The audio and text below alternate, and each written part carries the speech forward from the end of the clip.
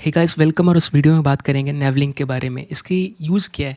अभी के केस में आप देखिए, मैं अभी यूज़र्स पे हूँ और मेरा करंट एक्टिव राउट क्या है, स्लैश यूज़र्स, यानी स्लैश यूज़र्स पाथ पे मैं हूँ। तो इसके हिसाब से अगर मैं यूज़र पाथ में हूँ तो मुझे कोई ना कोई फीडबैक मिलना चाहिए कि मैं इस पाथ पे हूँ। अभी मुझे अपने नेविगेशन लिंक को देख के पता नहीं चल रहा, तो इसको कैसे हैंडल करेंगे। तो इसके लिए हम क्या करेंगे, हम मेन नेविगेशन पे जाते हैं, एक फ़ाइल बना लेते हैं, ठीक है, एक CSS file, main navigation dot module dot CSS, ठीक है। अब यहाँ पे ऑलरेडी जो मैं नेविगेशन यूज़ कर रहा, इसके रिगार्डिंग जो क्लास है मेरा यहाँ पे, ठीक है, तो मैं इसको मूव कर लेता हूँ, इसकी क्लासेस यहाँ पे, क्योंकि इससे रिलेटेड है और मैं इसको यूज़ करूँगा यहाँ पे। सो इसको इंपोर्ट कर लेते, इंपोर्ट स्टाइल्स फ्रॉम, ठीक है, मैं स्टाइल्स नाम से इंपोर्ट करना चाहता हूँ ये कंप्लीट CSS मॉड्यूल को। और मैं यहाँ पर अब स्टाइल्स के ऊपर कॉल करूँगा। सोर्स यहाँ पे डायनेमिक है तो इस तरह से सिंटेक्स लिखेंगे। और नेविगेशन, राइट, अब ये स्टाइल्स नेविगेशन किससे आएगा, ये मेरे CSS फाइल से आएगा, राइट, जो मॉड्यूल है। अब यहाँ पे CSS मॉड्यूल से तो आ रही है, लेकिन इसके बाद मैं क्या करना चाहता हूँ कि यहाँ पे नेविगेशन LI, ठीक है, अब मैं लिखूँगा नेविगेशन LI। और अगर एंकर टैग है, एंकर टैग, और अगर होवर है, ठीक है, साथ में मैं एक्टिव ही कर देखना चाहता हूँ या फिर एक्टिव है, ठीक है, इस केस में मैं CSS लिखना चाहता हूँ, स्टाइलिंग करना चाहता हूँ। और अगर नॉर्मल केस में मैं क्या चाहता हूँ, मेरा टेक्स्ट डेकोरेशन नन हो, मतलब, तो मैं यहाँ पे टेक्स्ट डेकोरेशन एंकर टैग के लिए नन कर दिया, ओके। और बाकी केस में मेरा यहाँ पे लेट्स से अगर हवर हो या एक्टिव हो तो बैकग्राउंड मैं ब्लैक कर देना चाहता हूँ, कलर मैं वाइट रखना चाहता हूँ, ये ब्लैक करना था 000, और मेरा कलर वाइट रहेगा। साथ में बैकग्राउंड हो गया है, लेट्स से पैडिंग देते 5 पिक्सल का, और इसके साथ बॉर्डर रेडियस दे देते 5 पिक्सल का, ठीक है। ये रहेगा किस केस में, जब हवर होगा, यानी अगर अभी ये काम कर रहा है, राइट, क्योंकि ऑलरेडी मैंने यहाँ पे अटैच किया हुआ है ना स्टाइल्स डॉट नेविगेशन। अब यहाँ पर मैं एक चीज़ और करना चाहता हूँ, यहाँ पर एक्टिव ऐसा क्लास में यूज़ करना चाहता हूँ, तो a.active।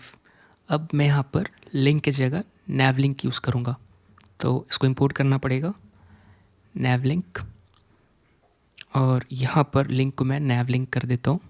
यहाँ पे भी सेम कंपोनेंट यूज़ होगा। अभी हमने रिप्लेस कर दिया लिंक को navlink से। अब लिंक और navlink एक जैसा ही काम करता है, बस इसमें अंतर क्या है, यहाँ पे हम क्लास नेम यूज़ कर सकते हैं, और ये class name normal class name नहीं है जैसा कि हम हर जगह यूज़ करते हैं रिएक्ट में। ये क्लास नेम हमें एक फंक्शन पास करने का ऑप्शन देता है, और यहाँ पर इसमें से आप इज़ एक्टिव डिस्ट्रक्चर कर सकते हो। और यहाँ पर हम क्या करने वाले हैं, चेक कर सकते हैं अगर हमारा इज़ एक्टिव ट्रू होगा, ठीक है, तो हम X करेंगे या फिर Y, ठीक है। और यहाँ कहने का मतलब ये है कि इज़ एक्टिव तभी ट्रू होगा जब आपका ये राउट एक्टिव होगा ब्राउज़र में। जैसे इस केस में स्लैश यूज़र है तो एक्टिव नहीं है, तो इस केस में फॉल्स होगा। और यहाँ पर अगर ऐसा है तो हम क्या यूज़ करने वाले, स्टाइल्स डॉट एक्टिव। यहाँ पे ऑलरेडी हमारा एक्टिव क्लास है, ठीक है, जो एंकर के ऊपर लगेगा। यहाँ पर भी हम सेम करेंगे। एल्स पार्ट में आप ब्लैंक या फिर अनडिफाइंड भी रिटर्न कर सकते हो, और यही चीज़ हमें कॉपी करके या नेवलिंक पे प्लेस करना है। यहाँ पे हमारे पास सिर्फ 2 ही नेवलिंक है, अगर और भी होते तो उन सब पे हमें ये प्लेस करना पड़ता। और इससे हमें ये पता चलता है कि यहाँ पे क्लास नेम को हमें एक फंक्शन पास करना पड़ता है, जिसके बेस पे ये हमें इज़ एक्टिव वैल्यू देता है। और इज़ एक्टिव तभी ट्रू होगा जब ये पर्टिकुलर राउट एक्टिव रहेगा हमारे ब्राउज़र में। और मोस्टली नेवलिंक का यूज़ इसलिए करते हैं क्योंकि एक्स्ट्रा फंक्शनैलिटी देता है। इस केस में हम यहाँ पे चेक कर सकते हैं, ये देखिए स्लैश यूज़र्स है और यहाँ पे यूज़र्स पे एक्टिव क्लास अप्लाइड है। यहाँ पे हम कंफर्म भी कर सकते हैं। और अगर मैं होम पे जाऊँगा तो मेरा होम एक्टिव है, तो दोनों केस में ये काम कर रहा है। यहाँ पे एक और सिनेरियो है, लेट्स से हमारे पास एक और राउट होता। अगर मैं app.js में जाऊँगा, इसको मैं रिपीट करता हूँ, यहाँ पे स्लैश यूज़र स्लैश रोहित है, ठीक है।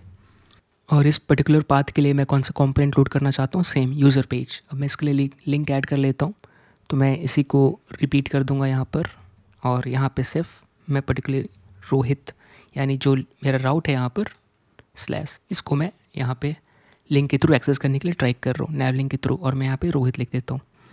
अब यहाँ पे एक चीज़ हम देखेंगे कि जब हम यहाँ पे रिफ़्रेश करेंगे तो यूज़र्स पे यूज़र्स है, लेकिन जब रोहित पे जाएंगे तो आप देखेंगे कि दोनों एक्टिव है, क्योंकि अभी करेंटली मैं किस पे हूँ, स्लैश यूज़र स्लैश रोहित। तो क्योंकि ये स्लैश रोहित स्लैश यूज़र्स के बाद आता है तो यहाँ पे यूज़र्स पे एक्टिव है। तो अगर हमको ये बिहेवियर नहीं चाहिए तो हम यहाँ पर, ठीक है, इसके लास्ट में एंड लिखेंगे, ठीक है। अब इस एंड से क्या होता है, यहाँ पर एंड जो है सिंपली ये चेक करता है कि आपने जो भी टू में वैल्यू पास किया है क्या एग्जैक्टली वही वैल्यू है जो हमारा करेंटली राउट एक्टिव है, जो भी यहाँ पे आपको दिखेगा, है ना, स्लैश करके। और बाय डिफ़ॉल्ट नैवलिंक की बिहेवियर क्या होती है कि बस वो चेक करता है कि आपके जो टू में वैल्यू है वो किससे स्टार्ट हो रहा है। तो आप दोनों केस में देखेंगे ये दोनों कॉमन है, राइट, यहाँ पे स्लैश यूज़र्स दोनों में कॉमन है, इसीलिए दोनों में एक्टिव है। एंड से हम क्या बता रहे हैं कि एग्जैक्टली मैच करो, राइट।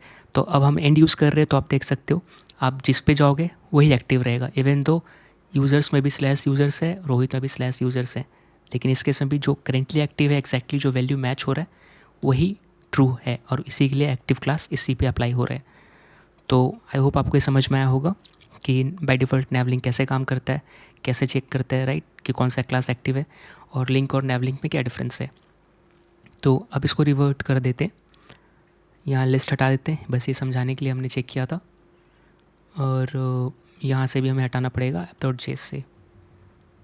सो आई होप आपको वीडियो समझ में आई होगी।